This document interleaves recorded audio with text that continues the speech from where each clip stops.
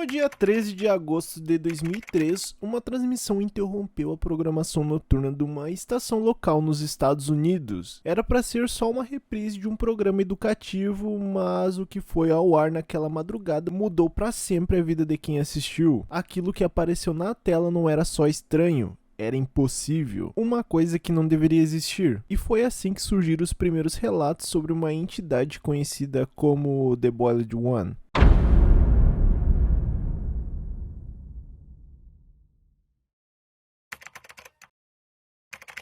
Tudo começou numa cidade pequena da Pensilvânia, chamada Amesbury. Um programa chamado Tree of Heaven estava sendo reprisado tarde da noite quando, de repente, o sinal foi interrompido. No lugar do apresentador apareceu uma figura humanoide como se fosse feita de carne fervida. A pele parecia derreter ao vivo e essa coisa começou a falar com quem estava assistindo, mas não com palavras normais. A voz parecia arranhada, distorcida, sussurrando e como se estivesse de frente para trás. Ou sei lá, mano. A mensagem era clara o suficiente para assustar qualquer um. 7 minutos foi o tempo que a transmissão ficou no ar, e esse foi o tempo mais que suficiente para deixar todo mundo louco.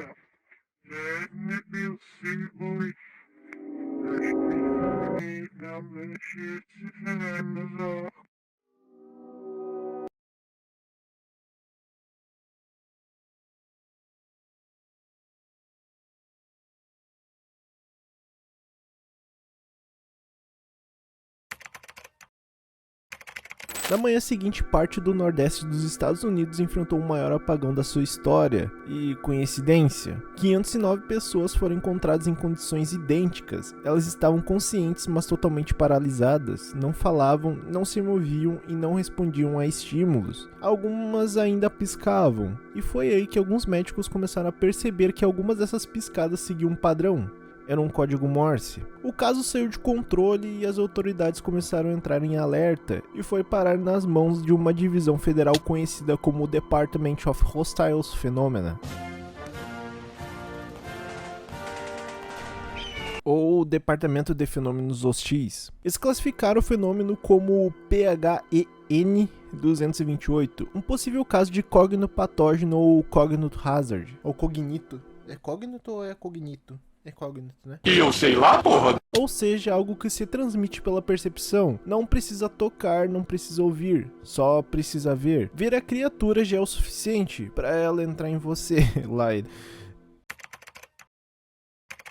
Entre as 509 vítimas, um caso chamou atenção. Joby Zamperini. Ele era um veterano de guerra altamente treinado e lúcido. E um detalhe importantíssimo, ele era fluente em código Morse. Joby foi um dos primeiros a assistir a transmissão. Nos dias que seguiram, ele começou a relatar que sentia algo crescendo dentro da cabeça. Ele dizia que viu uma figura na sombra do quintal, parado perto de uma antiga casinha de brinquedo. O neto dele chegou a tirar uma foto daquela área, mas ninguém sabe exatamente o que apareceu na imagem, porque ela foi confiscada pelos agentes federais. Poucos dias depois, Joby parou de andar, depois parou de falar, mas ele não ficou em silêncio. Um oficial chegou a visitar Joby para saber como ele estava e relatar o que estava acontecendo. Ele usou o código Morse para se comunicar com o oficial e depois disso Joby parou de piscar e nunca mais voltou.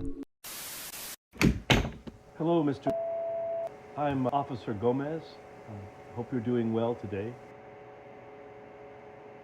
Do you mind if I ask you a few questions regarding your condition and possibly unholiness within your home that your family had mentioned? Okay, first and foremost, did you notice any onset symptoms before you lost complete mobility of your body? Face, huh? When did you begin seeing this face? Interesting. Many of the people who have seen the broadcast that you saw on August the 13th described having vivid and upsetting hallucinations. Do you think this is something your brain has created? Can you please describe this face to me?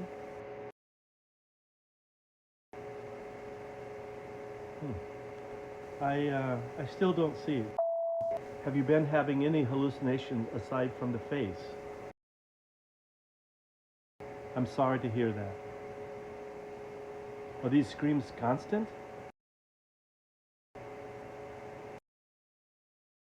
Thank you.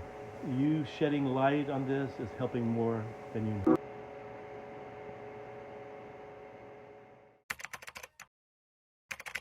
Segundo os relatórios federais, o Bolide One não ataca, ele nasce, ele é uma ideia viva, uma entidade que se implanta na mente e cresce. Os sintomas não são físicos no início, primeiro vem um incômodo visual, como se houvesse alguém sempre no canto do olho, depois a sensação de calor na nuca. Alguns relatam ouvir trombetas, ou línguas mortas sendo sussurradas atrás da cabeça, outros, como Job, dizem que consegue sentir algo se aninhando na espinha. E depois disso é tarde demais. O que deixou tudo ainda mais perigoso é que a gravação da transmissão acabou vazando. Primeiro apareceu em fóruns obscuros, depois em sites, vídeos e reuploads modificados. Mas a imagem, mesmo distorcida, mesmo fora do contexto, ainda carrega o agente.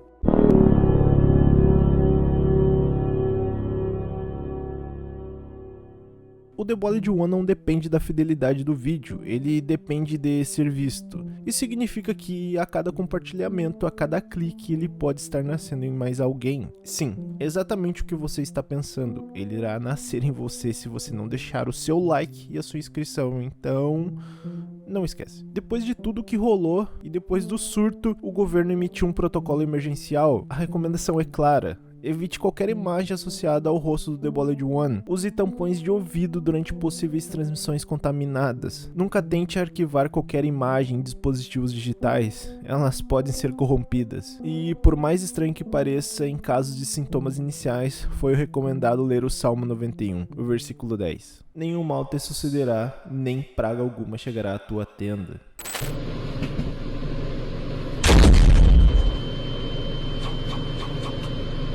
Pode parecer superstição, mas com algo assim, superstição pode ser a última defesa. O The Bolide One é um nascimento que não para, ele não precisa de culto, não precisa de adoração, só precisa ser visto. E agora que você conhece essa história, talvez o mais seguro seja esquecer o que ouviu. Mas aí vem a pergunta, o que acontece com quem lembra? Esse foi o vídeo de hoje, espero que tenham gostado. Se possível, se inscrevam no canal, deixem o seu like, comentem embaixo o que achou.